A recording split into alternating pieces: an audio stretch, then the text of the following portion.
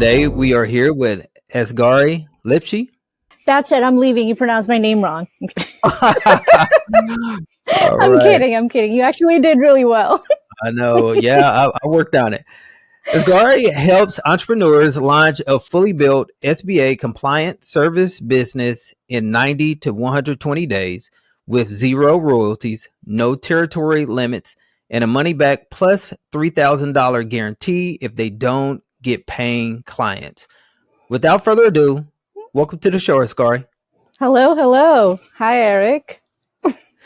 Yeah, well, hey, I struggled through there, but we got through it. And I'm definitely excited to be able to have you on the show and Thank learn a bit from you. So it sounds like you've been in business for some time now, and you had some ventures early on in life, and was able to learn a lot even while going to school and high school and also college. So we're definitely impressed and looking to learn more about exactly what it is that you guys are doing now. And it sounds like you guys are doing some remarkable things, you. helping service-based business entrepreneurs be able to generate income and launch a successful business. So we definitely are looking forward to the show and the conversation that we're going to be able to hold. But before we get into that part of the conversation, if you could share just a little bit more about yourself and also how you got started in business, that'd be great.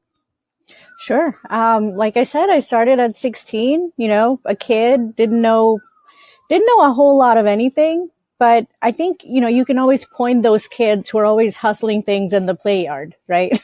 That was me. As a kid, I would have my mom buy me Barbie shoes, and then I would sell those at a profit. Of course, I got it for free from my mom to my friends. So I guess I started even before 16. And at 16, without realizing it, but what you would call now in entrepreneurship, competitive advantages, right? Natural competitive advantages. For me, that was being born into a family where we have factories. So my father has factories for pharmaceutical manufacturing, food products, toiletries, several different verticals. And I leveraged that at 16 and created my own line of single herb supplements. And instead of doing direct to consumers, I focused on wholesale. And I think that was one of the biggest reasons for my success. Nice. And so with wholesale, you're selling things or selling products directly to businesses. Am I correct on that? No. So wholesalers, so for example, if you see Cisco trucks outside of a Publix or HEB, they're a wholesaler, right? They're a large wholesaler that will sell, let's say, for this topic of conversation, let's say poultry. They will sell poultry to Walmart, Publix, HEB, other grocery stores, right? So they're the wholesalers. Wow. Nice. Okay.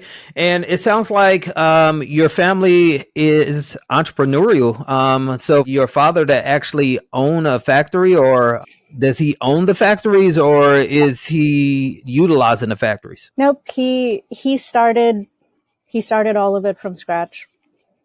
Wow. Nice.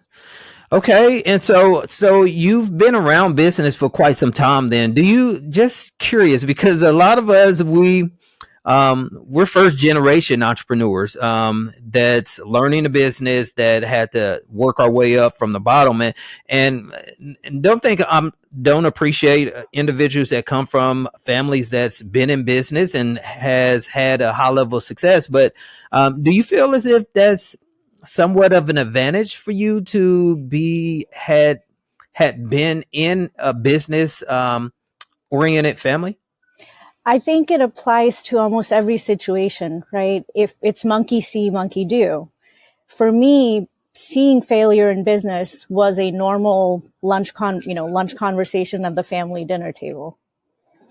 So understanding what it looks like on the other side of failure and seeing that it's still fine, and then you do something again, and then you can fail again or win. Either way, you'll be fine. Visually seeing that and actually going through it, I think it gives you a definite competitive edge, because I've started, failed, won in multiple things.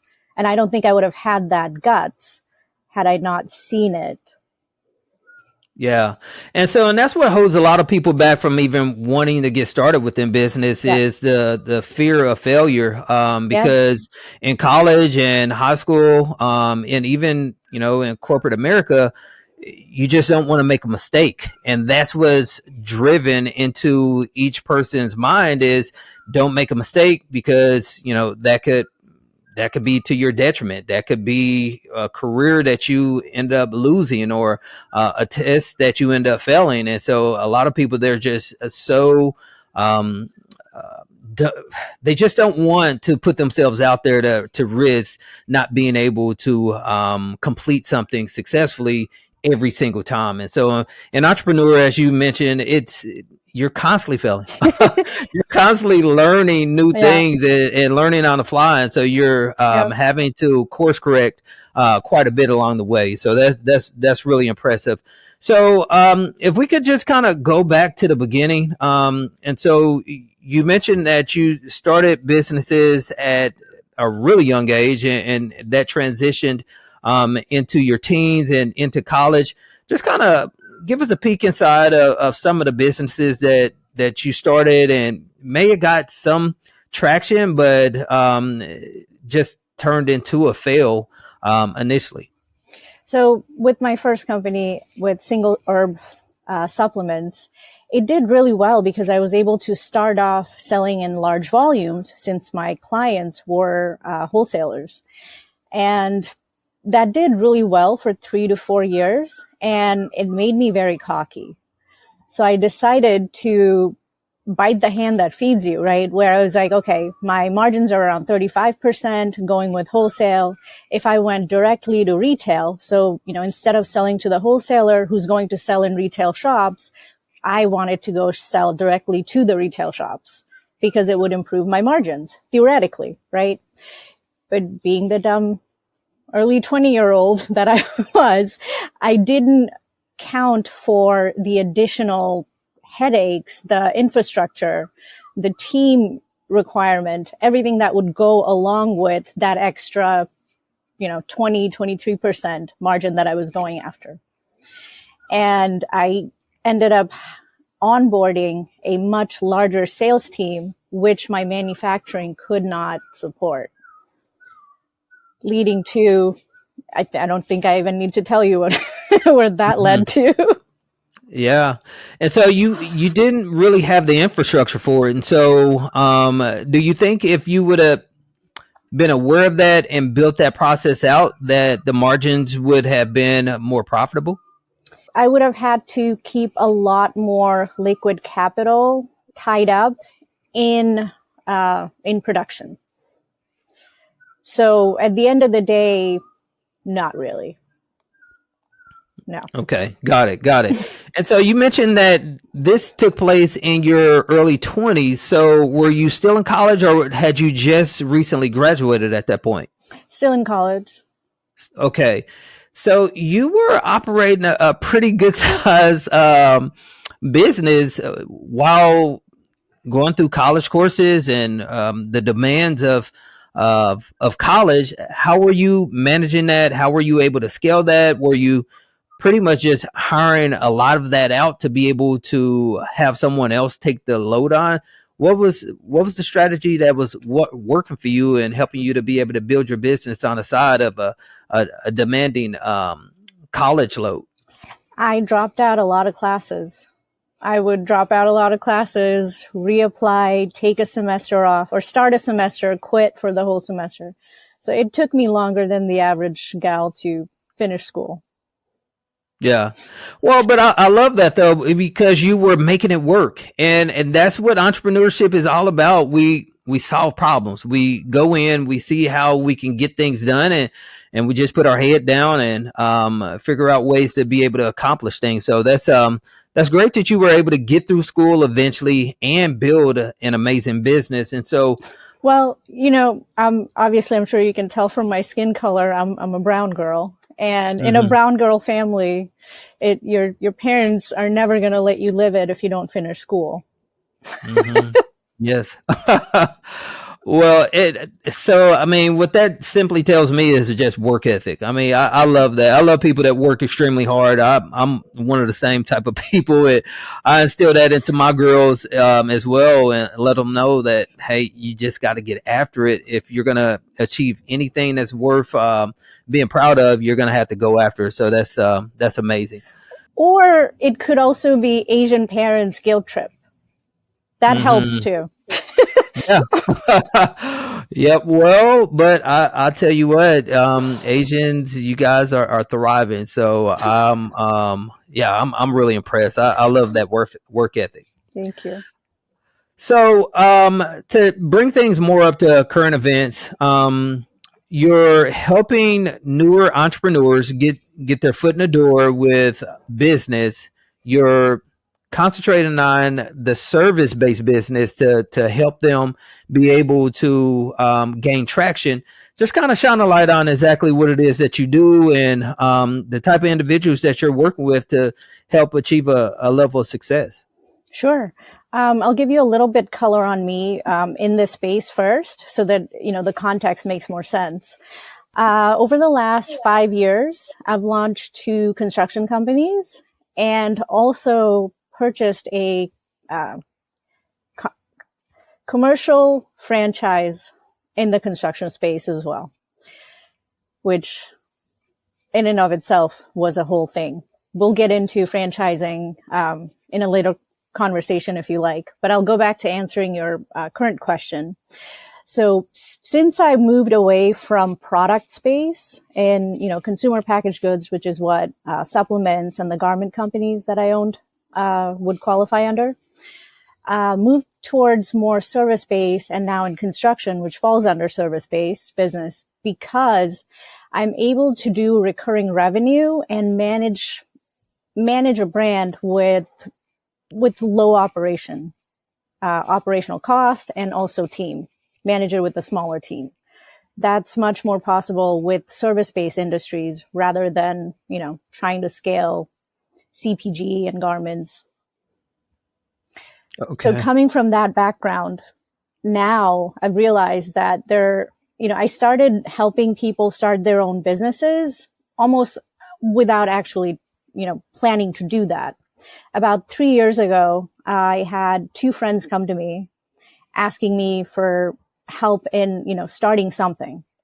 They didn't know what they wanted to start or what would be good for them, but they knew that if they stayed in their corporate managerial roles, the only mobility is maybe senior manager if you don't get laid off before that happens. And then to go from that to a director role, they didn't see a path. So they wanted to explore other alternatives, which is why they wanted my help. And at the time, I helped them set up the entire operational systems, helped them train their staff, helped them hire their staff. And then I trained them on how to actually manage all their operations and their team. Through the process of helping my friends, I started to create my own 8-phase process. And that is what I teach people now, to launch their business in a systematic 8-phase manner so that it Nice. increases your chance of success and also your chance of getting funding. Okay. And so who are you working with for the most part? Are you having a lot of business owners that's looking to venture into service-based businesses coming to solicit your services, or are you having a lot of W-2 individuals that's looking to get started within business? So there's 2 paths that we see clients coming to us mostly for. One is individuals who are either in 9 to 5 or recently got laid off and they don't want to go back into corporate. And as soon as we get them the SBA loan, they quit their job and start operating their business right away. And then I have a sector of clients who are way more risk averse. So we stay on as operational partner for about 12 months.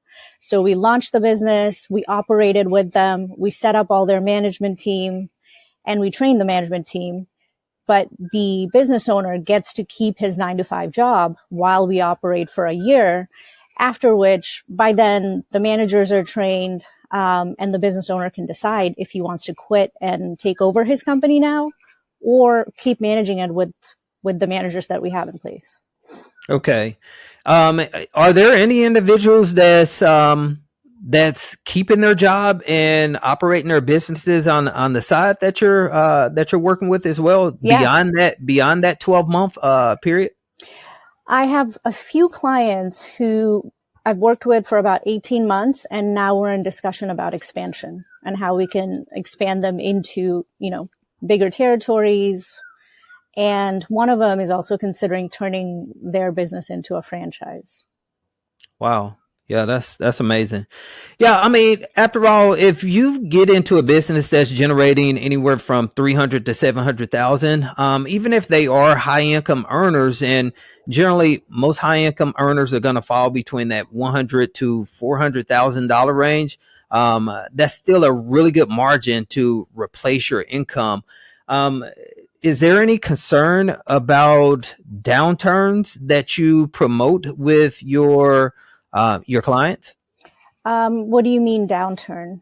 So let's just say if they have some type of setback, if the economy turned, if their business take a step back in regards to them not being able to generate that 300 to 700,000 per year, or let's say a major competitor comes in and they take up or they get into some of their revenue. How do you prepare your clients for that, and what do you promote to be prepared for that? That's a great question. I actually have some examples of very recent cases where we had to deal with similar situation. So the benefit of starting your own small service business as opposed to buying a service business franchise is you're not paying a large sum of money up front for a franchise fee, right? Most franchise fees are between 50 to 75,000 for a tiny territory of maybe 150, 250 households. Does that make sense?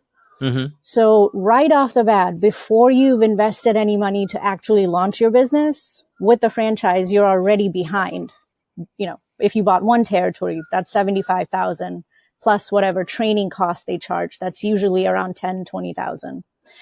So your ROI is already pushed out at least 100,000 minimum before you've actually invested in any vehicles or equipment, whatever else you might need for your business or your team expense. Does that make sense? So Yes. When you're starting a business from scratch, you've already moved your ROI much closer because you started with low capital. And at that, you were able to get, for the most part for our clients, an SBA loan, which the way we structure the loan, your repayment kind of aligns up with your revenue scaling. Does that make sense? Mm-hmm. So, okay, rein me back. I feel like I'm veering away from where you wanted me to go. Yeah. So I was just asking, Yeah. is there any school of thought Yeah. that you pass on to your clients to somewhat hedge them for setbacks, or Yeah. Okay. if the income dips, Yeah. different things like that, to Yeah. just have them prepared? Yep. So I guess my reason for bringing up this earlier part is to align that because your startup capital is low and you're able to generate your ROI back, in most cases with us, within the first year, right? If not within 6 to 8 months. So if something happens, let's say a competitor came into the market and they just copied everything that we're doing, what made our offer unique, the niche that we've entered in. If that happens, we're able to pivot faster because our ongoing administrative cost is so low. We set up a lot of AI automations into your operations and marketing so that it not only saves you time, but your monthly ongoing cost is pretty low for running your company. And you already have your own staff, so you're able to pivot faster.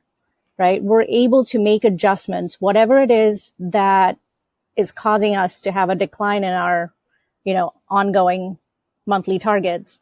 We're able to make pivots faster. Okay. Yeah, I love the fact that you stay along with your clients for that initial period of 12 months. And it sounds like you're even staying with a client for longer than that to get them prepared to launch full time into the business. Yep. And I'm just a huge advocate or proponent for individuals keeping their day job Yep. until they have enough capital to be able to replace it, or a business that's sustainable enough to produce that level of income that they have built and covers their overhead of life and for their families as well. So I love that piece. So You mentioned also low operational costs with these service-based businesses. What do you guys see for expense ratios on service-based businesses? it's super low. I mean, your entire administration, you can set up with different software tools. Wow, nice. Okay, so software tools can manage the entire business, but of course you've got to hire manpower. If Yes. I take it, if you're generating $300,000 to $700,000 per year, even in your first year, there's a few employees that has to be employed in order to achieve that. And so, on average, how many employees does your average client begin with? So it's two different models, right? If you're wanting to operate your own business, then we're going to teach you how to operate all the tech stack that we implemented. And a lot of times our clients want to start with, minimum capital upfront. So instead of hiring a salesperson, they manage their own sales initially. And also, instead of hiring the technicians who are going to go service the jobs, we're able to create trade partnerships with them and subcontractors. So those are 1099 employees that you're paying every time you have a paid job. So they're going out and doing the job and you're paying them for that. So they're essentially your 1099 employees, but actually subcontractors. So that's one model to launch with almost no staff.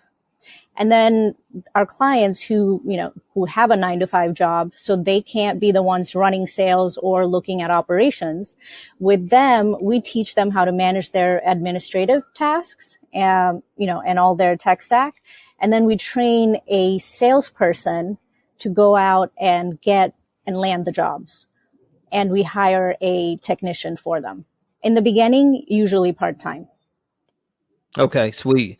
Yeah, that makes a lot more sense to have a 1099 independent contractor working under you. That way you don't have the constant overhead of having to locate work for this individual or just to keep them employed altogether. So that's extremely smart there.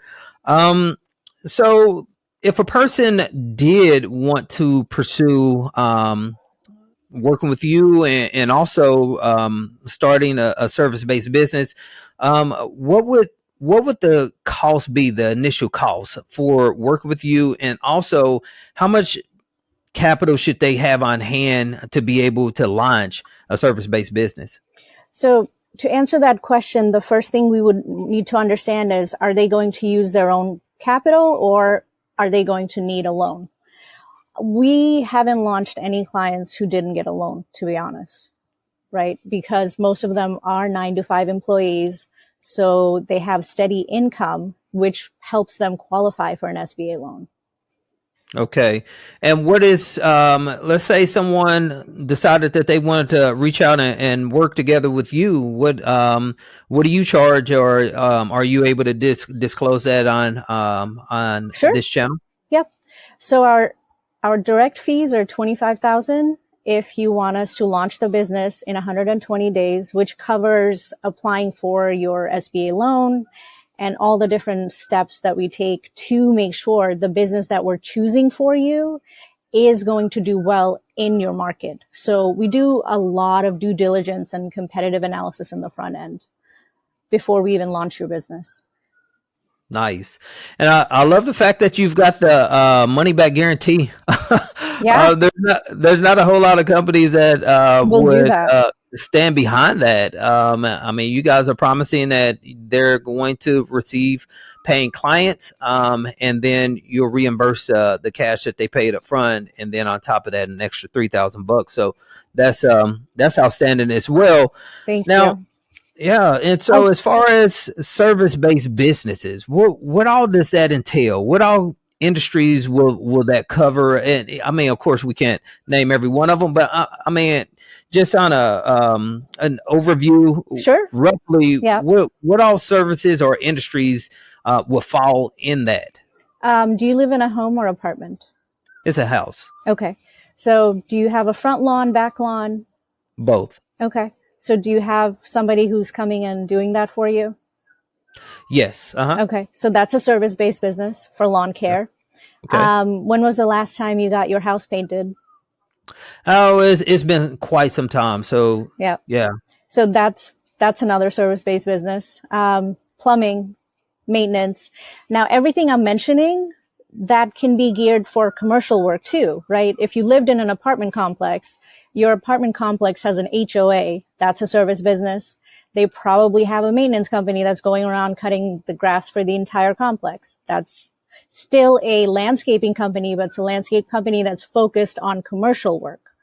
So even in the service-based space, there's commercial and residential and also government. Okay. But Nice. Nice. yeah, anything that services with recurring need, essential services with recurring needs. Exactly. Yeah. So our business is in real estate, and so we invest Cool. in real estate quite a bit. And I've got colleagues. I've kind of started hearing some chatter from them about looking for businesses, because for a while back in 2022, the Fed they increased the interest rates, and they Yeah. made it really difficult for us commercial guys to be able to make the numbers work.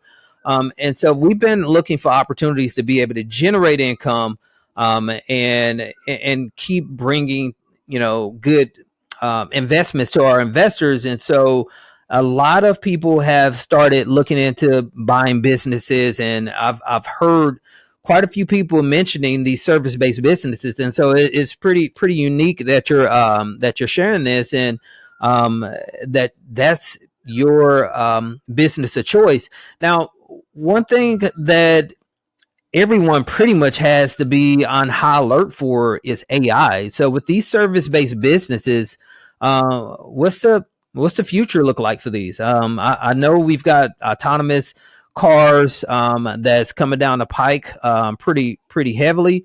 Um, what do you think the shelf life is on these on these service-based businesses?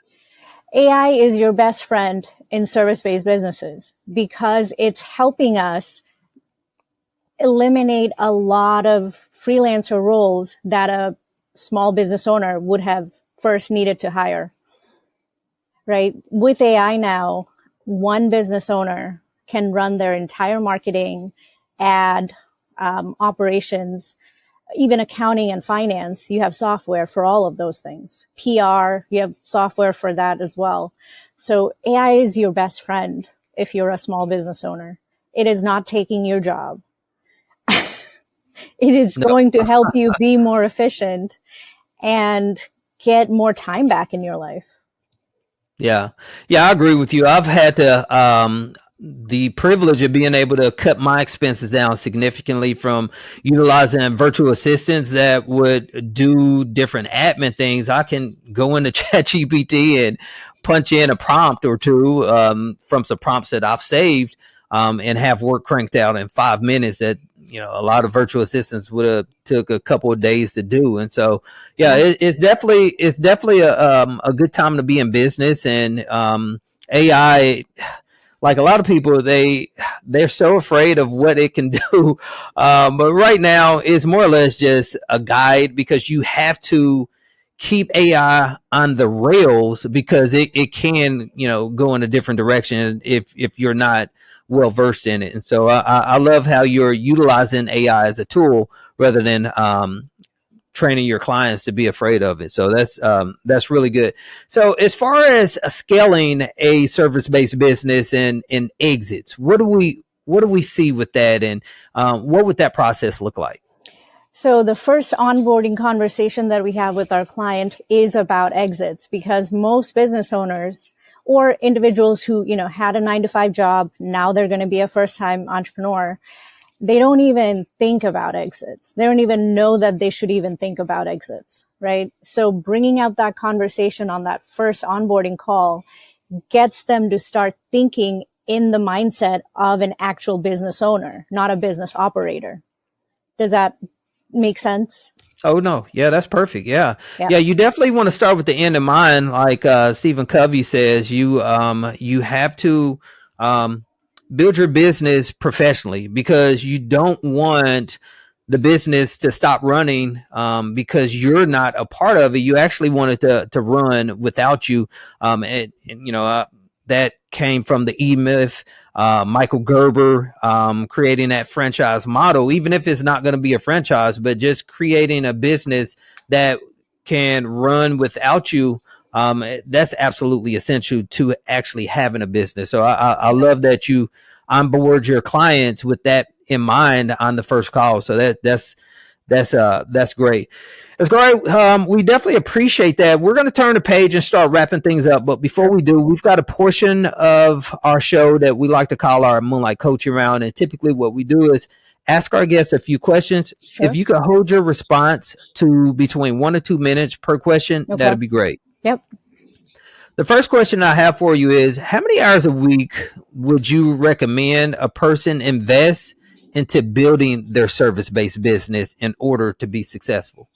If they're doing it part-time, right, they still have a 9-to-5 job, which means their mental bandwidth is already taken to full capacity, I would say, right? A 40-hour corporate job is all someone has mental bandwidth for. If that is your situation, I would say you need to be very strategic with time management and at least still carve out, even if you're hiring managers to run your business, still invest 2 to 3 hours per day in your business, whether if it's early in the morning from 6 to 8 and then at night from, 7 to 8 or 9 every day. And then on the weekends, you should really put in at least 5-6 hours. Yeah. And that would be an absentee model, right? For the first 6 months to a year. Wow. And so you're still seeing people utilizing that type of model having success? Yes, because when we work with them, there's no reason for them to be overwhelmed by, what do I do now? What do I do next? How do I do it? Which expert do I chase after? Do I go after this and that? When you have so much to think about as a new entrepreneur, your mental capacity is at a zero, especially if you already have a 9-to-5 job. So because we work with them and we give them tasks that they need to do this week, this day, it's a lot less mentally draining for them. And they're able to actually execute with us alongside. Okay, great. Great advice. Okay, the next question I have for you is, what kind of advice could you offer someone about dealing with mistakes, staying determined, and knowing when to pivot? Cut your losses as fast as you can, right? A lot of people have biases where it's like, oh God, I've already spent this much, or oh my God, I've already put in so much time. The moment you realize this isn't working, pivot. Don't try to beat that dead horse to death. It's already dead. Mm-hmm. Yeah, I love that. And especially speaking from a entrepreneur, because as entrepreneurs, we can try to squeeze that square peg into a round hole time and time again, and look around a year later and it's still not working. It still doesn't breathe. Let it go. Yeah. Yep. Kill it fast. Okay. So the next question is, if a person had minimal amounts of time, no money or experience, but they wanted to start a service-based business, what steps would you recommend for them to take to start and scale a business? So again, I'm not saying this because I offer this service, but even if it's not me, do it with someone or a consultancy firm or a company, whatever it is, that has done it 10 times before. Because as many wonderful books and courses are out there to tell people that, yes, you can be a first-time entrepreneur by yourself, you cannot. You will make mistakes which are unnecessary that you can avoid had you just gone with a firm that has done this before. Yeah, it's always easier that way because you guys have already went down that road multiple times. You're working with other people that are seeing different things, and so you're collecting information from that front as well. And so you guys are definitely going to be able to guide a person past some landmines along the way. So I think that's really great advice. The final question I have for you, Esgar, is what would be the best advice you could give someone about operating a profitable business in terms of business finance? Think in 12 years, 3-year terms, not this month, this bill. Because I think a lot of small business owners, when they see how much they're spending in marketing the first month or the second month and the revenue doesn't match, they start freaking out. Or they hire a staff, but the staff isn't able to or isn't performing at their full because they're new, right? There's a ramp up time. But as you're paying them salary, but outwardly you're not seeing the result or the performance that you want, people start panicking and they'll fire their staff too early.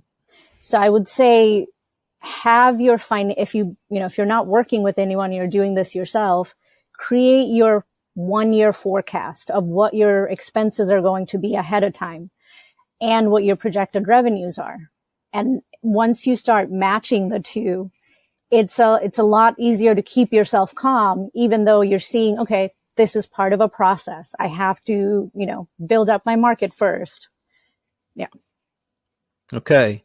So think in 12 years, but break it down into 3-year components and stick with the plan. And so I love that. And as entrepreneurs, it can get really easy to bail a little bit too early with plans regarding with how things is going to forecast or turn out with the business. And so that's amazing that you said think 12 years down the road. And so many times have I heard entrepreneurs say those type of things. I heard Jeff Bezos mention that what he's doing today is for 3 years down the road. And so I think that's remarkable information and also outstanding advice. Before we let you go, if you could share with us a great business book or either a great personal development book that you would recommend for the Moonlight audience. Leaders Eat Last, Simon Sinek. Okay. Yeah. So I haven't actually read that one. I'll definitely have to add that to the wish list and give it a read. But I love Simon Sinek. He's got some great material and some great content for sure. Azgari, we definitely appreciate you coming on this podcast. You've shared up with us some great and valuable information. And to have a person of your caliber with your business acumen and also your family's business acumen that's been passed down and instilled in you is it's definitely been remarkable having you on the show. If someone listening to this episode decided that they wanted to reach out and connect with you, what would be the best way for them to be able to do so? They can book a call with us through our website, azgari.com. Okay. Well, guys, definitely reach out to her. She's doing some great things. She's well versed with that service-based business industry, and so I think you'll be in some great hands. Azgari, we definitely appreciate you coming on the show once again. We'd love to have you back anytime. Thank you. Great meeting you too.